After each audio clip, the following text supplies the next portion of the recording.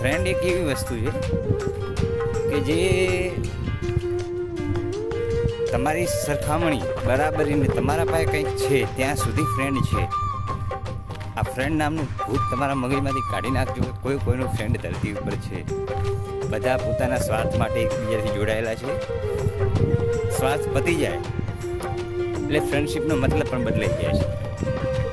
પછી એને જીવનનું, ઘરનું, પરિસ્થિતિનું અને લક્ષણનું બહાનું આપીને એમાંથી છુટકારો લેવામાં આવે છે.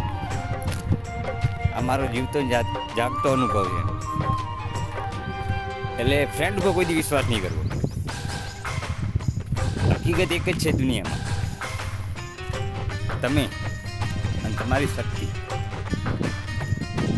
આત્મશક્તિ. શક્તિનો મતલબ એવું નહીં કે તમારા પાસે તાકાત છે, રૂપિયા છે, ગાડી છે, બધું. આત્મશક્તિ